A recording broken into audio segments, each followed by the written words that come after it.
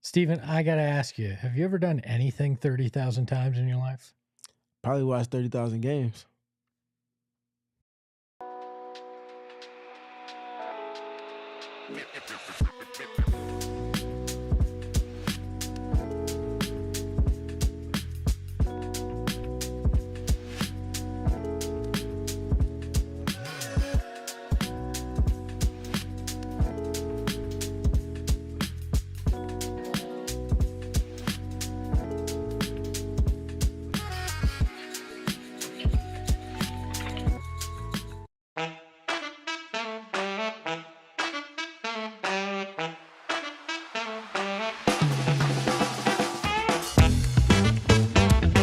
Welcome into the PHNX Suns pregame show brought to you by Gila River Resorts and Casinos. You do you at Gila River Resorts and Casinos. Visit playatgila.com for more details. I'm Aspo. That is Steven.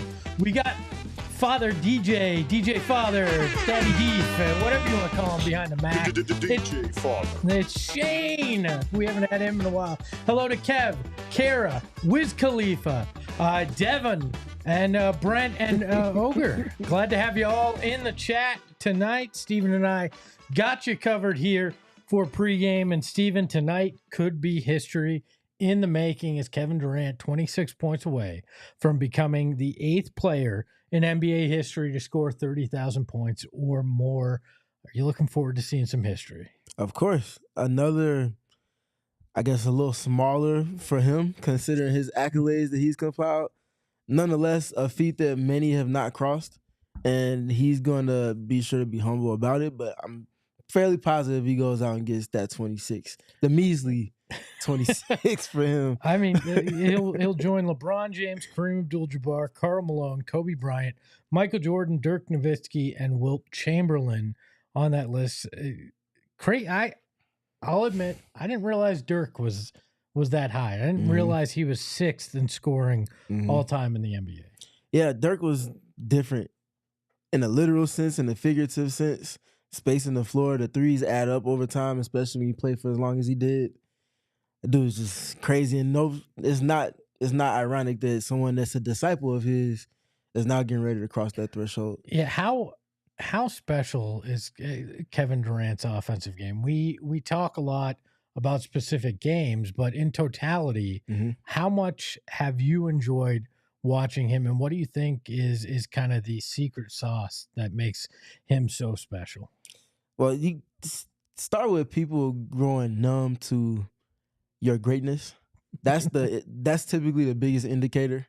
Like if people are so like ho-hum about you dropping 40 or saying that you dropped 35 on like 18 shots and it was like a quiet night, that's how you know you ascended to a space of greatness that many haven't. And for me, I think some of the secret sauce is Durant's stature while combining it with guard-like skills, but it's also the efficiency. He never takes a bad shot, and he never met a shot that he can't make, but he also never puts himself in a position where he's not taking an efficient shot, if you can kind of combine all of that into one thought process. And because of that, you can never speed him up. You can try to be physical. Oftentimes, you're not tall enough to affect the release point. That's his greatness. He has to do it on a mid-range shot, right? Oh, yeah. I mean, he might one-leg it, honestly. I feel like if he does it from 3, it just won't feel natural to Kevin Durant. For sure. He takes a lot of crap. He has gone through a lot over the last couple of weeks, not his own fault. And I think even on this program at times, present company excluded, but I don't think he probably gets appreciated as much as he does. But this will be a night where, I hope they stop the game when he does it, since it's at home. They honor him. And I think it's unbelievable to see a guy accomplish these kind of things. I remember being in the building for Charles Barkley's 20,000th point when I was a kid, and it was such a big deal. And you feel like you're witnessing history. But when you get to see a guy, move into that 30,000 and in a top 10 scoring position and getting pretty close to Wilt Chamberlain as well. This is something that I hope Suns fans go out there and appreciate. Give him the standing O that he deserves and really embrace what they're going to see. Yeah, the longevity is another big thing, because you can't get to this level of greatness on volume without having played for such a long time in a sustained level. We've barely seen him drop off in any capacity in his scoring. In fact, I still feel like he can dip more into catch and shoot play once he gets to a certain point in his career where he might not be as mobile or as versatile on offense. If he turns into, let's say, Klay Thompson, once he gets closer to 40 and he's still able to drop 25 and shoot like 44% from 3 on 8 attempts a game, like that's the type of greatness this dude has. And I genuinely don't think he has to stop playing basketball in the next 5 years. No, I think he can play as long as he wants. Yeah. I think it's going to come down to, does he still want to play? And as long as he has that passion, he's going to, I think you play, 41, 42 into that range, because his game ages kind of like fine wine. I know it's kind of a cheesy saying, but the older he gets, he continues to play at such a high level that it's not predicated on pure athleticism, that I think he can do this. And I think that's why the injuries haven't really slowed him down, because it wasn't predicated on that. So really looking forward to seeing what he does. From one star to the other star, Devin Booker snubbed again, quote unquote. Kyrie Irving gets the nod as the injury replacement for Anthony Davis. Were you surprised that Devin wasn't the guy that got the nod there? I wasn't. I feel like there were a couple other players above him in the pecking order if they decided to go forth with the lead picking him. And actually, Kyrie was one of those players. He's been shouldering the brunt of the Dallas Mavericks drama, in addition to his star or co-stars not being available for a majority of the season. Luka being out since Christmas, and Anthony Davis being there for 2.5 quarters, 3 quarters, and then he's out now indefinitely. Kyrie's been great this season. He's had one of his best seasons of his career so far, and it's been in a different context because of the lack of the co-star with him. Yeah, and Commissioner Adam Silver gets to make the decision, but traditionally he's just kind of leaned on voting order, so it makes sense from that perspective too. I said it on Southwest Bias a week or so ago. I don't really feel like it's a snub necessarily. No. Your record doesn't warrant having 2 All-Stars. KD was the obvious choice, not only because of fan vote, but because of what he's been able to do throughout the year and his consistency in it. So I'm not overly hurt by it and concerned by it, because as Groundhog Mama points out in the chat, Devin gets a rest, and I don't think there's anything wrong with that, especially with the large hill the Suns have to climb with the toughest record left, and the Olympics. That's true. That part, yes, I'm glad you brought that up, Shane, and that speaks to what I was getting ready to speak to. How often do we hear about NBA players, albeit the All-Star game itself not being taken seriously in the way we desire for it to as consumers of it, speak to being fatigued in some capacity coming back from the break, whether it be from the actual basketball, if they're participating in more than just the game itself, or just from the social events or the partying that inevitably comes with it. That's like, it's taxing on them. And a lot of times you hear players speak to that, and there's a lull trying to ramp back up, getting into the home stretch of the season. So for Devin and the situation the Suns are in, if he can keep his sword sharpened and go into the second half razor blade sharp and really start to get things running for the Suns in the manner in which they need to, it could be a positive, honestly. Yeah, having been to 3 of those All-Star games and fall around players, it's not just go play the game, stay in a 5-star hotel. You're running to events by, if you're a Nike athlete, you're going to clinics, you're doing NBA care events, you're going to signings. There's a million things that you're doing in that weekend. All types of practice media availability with the people like myself that you don't want to talk to all the time, especially if you see us for 82 games already in the season. So I think it's a great thing for Devin to get some additional rest. You know what else is great, Steven?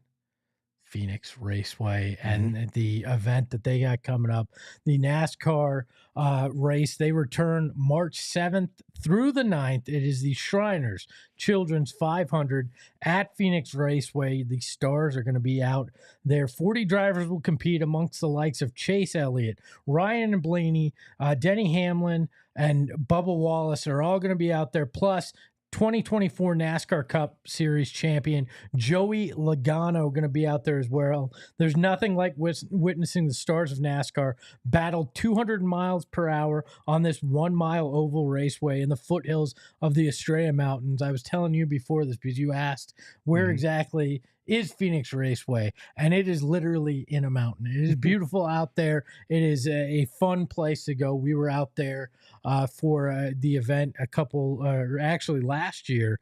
We were out there. Love the facilities. You will too. So get your tickets now at phoenixraceway.com. We thank you guys for sponsoring the PHNX Suns pregame show. Suns, Grizzlies tonight. What are we let's just say it like this. What are we expecting from this Suns team? Because it has been up and down all year. They're a 500 team right now. Last time these two teams met was New Year's Eve. It was not a pretty game for the Suns. It was 117-112 loss at home. What are you thinking happens tonight for the Suns? Do they show up or do they get shown up? Well, I'll speak through two lenses. I hope they show up, but I don't think that the Grizzlies are playing at such a high level right now. The Suns' level that they're showing up with just might not be able to match the level that the Grizzlies are playing at. And because of that, I have the Grizzlies picked to win by double digits.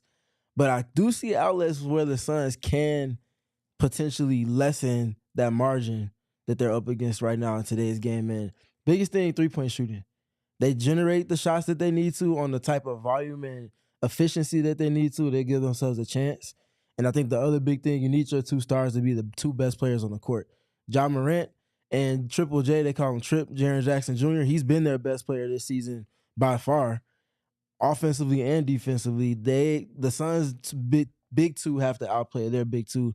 That's the starting point, and then everything else will trickle down from there. So the duo has to beat Trip. All right.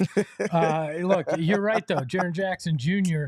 has been fantastic. And in that first matchup, 38 points, 12 rebounds, right? He was everywhere in that game, especially early on. We know that the Suns have struggled with big men throughout this season. And just to put a point on it, three of the last 5 games, Jaren Jackson Jr.'s had 30 or more points. The Grizzlies are 4-1 in that time period. Can Nick Richards, Miles Plumlee, and the bigs have any chance with containing Jaren Jackson Jr.? Honestly, I don't even think it's going to come down to them. It's going to come down to the Suns forwards. So it's going to be Kevin Durant, and then if it's not him, it's going to be Royce O'Neal. Might be a little bit of Ryan Dunn mixed in there because of switching. I think it's going to be incumbent on that group to do their best in containing him because he's one of the main fire starters for them. Obviously, Ja is Ja. That's a whole nother can of worms we'll get to in a moment. Which they didn't have to face the first time. Yeah. And we still saw the issue with Desmond Bain to the same vein. So with Tripp, though, stopping him from getting to his drives and getting to his left hand is most important. Everybody in the league knows he's going to ultimately try to get back to the left hand. I'm thinking of Kevin Durant screaming at Yusuf Nurkic about the scouting report last season. Like, he's coming back to his left hand. Don't let him get there. Comes back to it, ends up getting up an N1. It's like, all right, man. So can they be disciplined to the scouting report? It's not a secret in any capacity, but will they do it? I'm going to say no.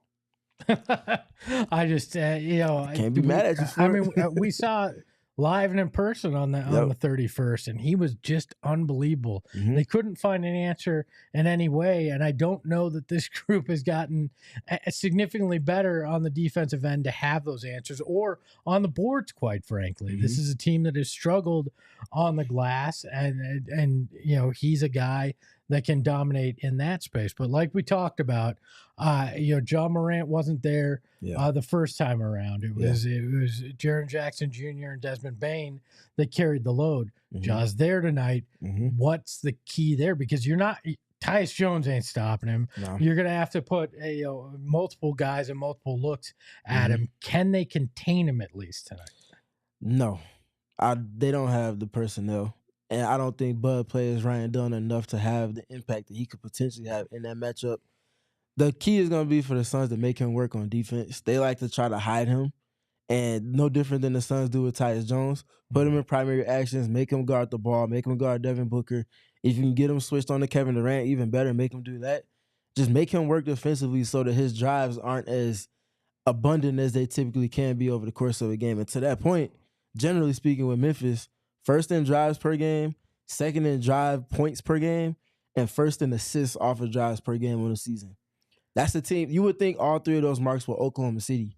Oklahoma City is second, where Memphis is first, and vice versa. So no different than Oklahoma City. They space extremely well. They probably have the best spacing in the NBA in terms of discipline, and they play to it because they don't play in pick and roll all the time.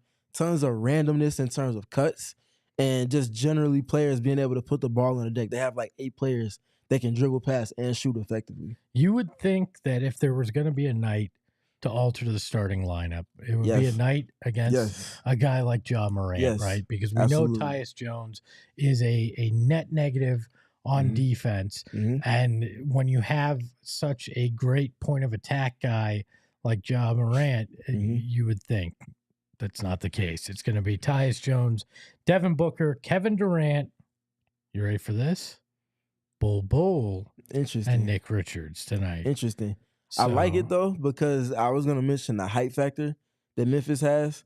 Ja's not the tallest, but Desmond Bane, 6'5", 6'6", and every other player in their starting lineup and in their main rotation, for the most part, has some height to them. Aren't you concerned, though, because now you got 2 guys that tend to be somewhat negative on defense? Bull can block shots, but he is not known as a defensive stalwart. So now you've got Tyus, and you've got Bull out there. Does that concern you a little bit more now defensively with the starting lineup they went with? Yes. This feels more like a reaction to your opponent than you trying to do something that's going to put you in a position to dictate towards them. So you're starting off behind the 8-ball, and now you're betting on Bull needing to get the stops that you need for him to then bring the value that he could potentially bring on offense. Neither one is guaranteed, especially against this Memphis Grizzlies team. But it's a dice roll. We'll see about it today. Do you think starting Bull is trying to make a point?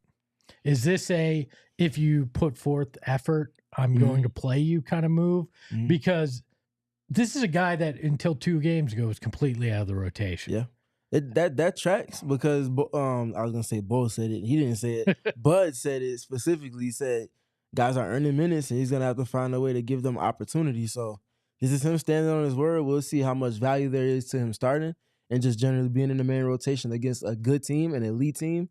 So we'll see about it today. Yeah, because now you've got Ryan Dunn on the bench, Royce O'Neal on the bench. One of those guys' minutes will get likely cut even more than they have been. It certainly feels like Coach Bud saying, I'm making a point. If you are not putting forth that kind of hustle, I'm going to sit your ass on the bench.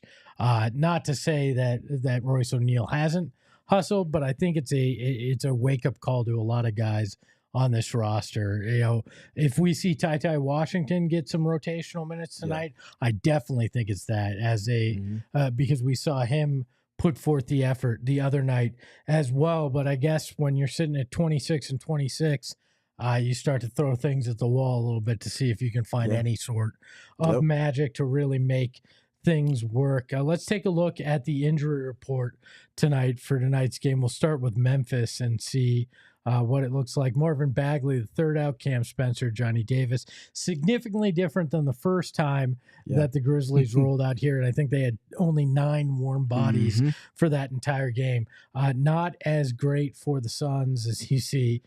Cody Martin out with that sports hernia. Bradley Beal out. Colin Gillespie out. Jalen Bridges out.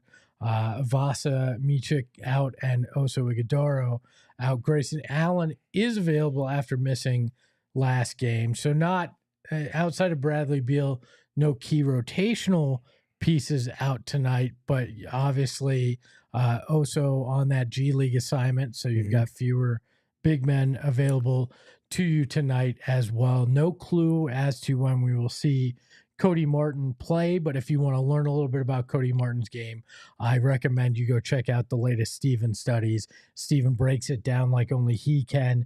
You'll enjoy that for sure. Let's take a look at who we got tonight and by how much. Steven, will let you go first here. I got the Grizzlies by 10, like I mentioned in the opening. Double-digit win for them is what I'm predicting. But I can't see outlets of where the Suns can shrink that margin and make it a game that enters the clutch and then roll the dice from there. Gerald has the Grizzlies by 15. I went a little kinder to the Suns. I said Grizzlies by 6, and Eric just slacked off because I'm on vacation. So there's that, he didn't even bother to make a pick tonight. Let's take a look at the line from our friends over at Bet365. They have the Suns a plus 4.5, which really means when they give you a 2 for being at home, it's 6.5 point game here maybe. Grizzlies a minus 185 on the money line. Suns a plus 115. I would probably put my money on the Grizzlies tonight. I don't know why you'd have that much faith on the Suns after what we've seen, but you know what? Because Cody Martin's in the building. That's why. That's why? Yes. It's you have another twin. The Suns are back.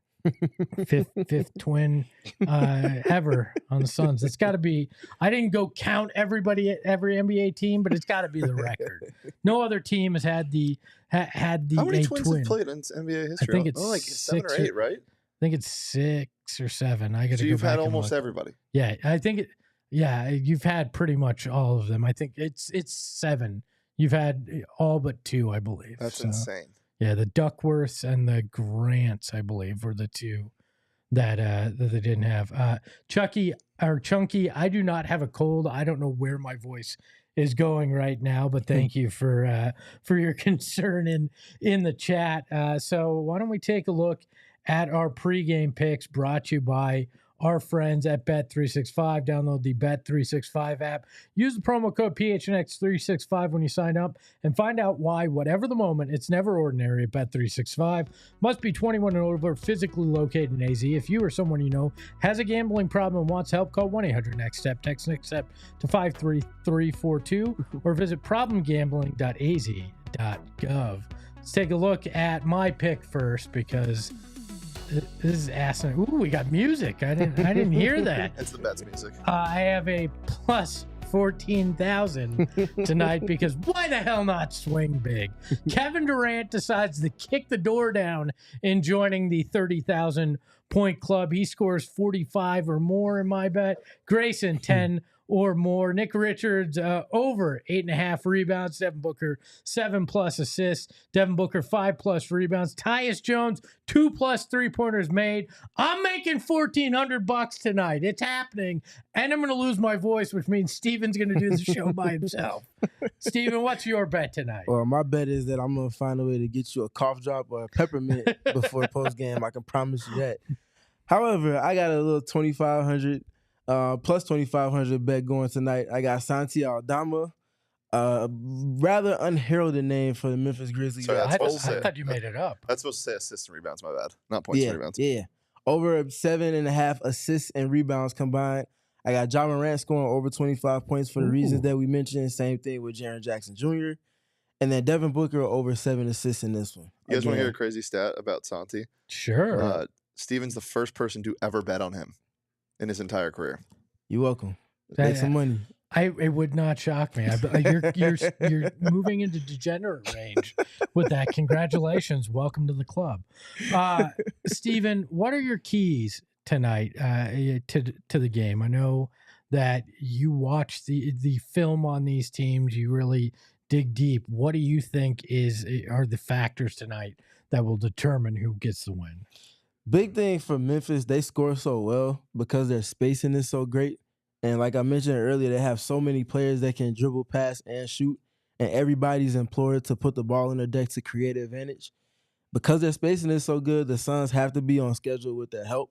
But before the help, you have to be good with containing the ball. So point of attack defense first, help defense second, and then how well are they rotating out because they'll inevitably have to make rotations with their lack of point of attack defense. So that's going to be a barometer for what their defense is in this one. And then on the other end, offensively, Memphis is really good with help. They like to shrink the floor on star players, especially Devin Booker and Kevin Durant. Look out for that. To your Grayson Allen 10-plus points bet, that should be something that's money in the bag with him being one pass away from both of those two. I think that's something the Suns have to exploit. They're conceding that three-point opportunity. So if the Suns can engage that help that they're conceding and then generate those three-point shots that they desire most, that's, again, where the margin that I said they would lose by 10 can incrementally shrink closer to 5 to 3 to 1. What do you think 3-point wise? How many do they have to attempt to have a legitimate shot tonight? Because we've seen this vacillate greatly over the last couple of months in terms of, some nights we'll see them shoot 25 and other nights we're looking at 55. What do you think is the key here in terms of number of 3-pointers to get up? I think the sweet spot number for them is 38. I'm going to say 38. 38 is typically a good indicator of the way they're generating them, whether it's transition or in the half court. And then typically the volume of passes, meaning assists, but also the makes. And that's the most important one more than anything else. Well, you heard it here. This man knows what he's talking about. Those are your keys to the game. Steven dropping them for you here as only he can. We will be back post-game, covering everything that's gone on in this game and taking a look a little bit into tomorrow's game as well, because we're on the front end of a back-to-back tonight. So game reminder on TNT only tonight, so check in there. That means we're the only live local post-game show coming to you right after the game as well. He is Steven. You can follow him on Twitter, Steven. I always PG3. Yep. I always want to say SPG3, but that would be redundant. Steven PG3 on Twitter. You got the Deef, Shane Diefenbach behind the Mac. I'm Espo. We will catch you post game. Ahoy, hoy. We all silly like the mayor.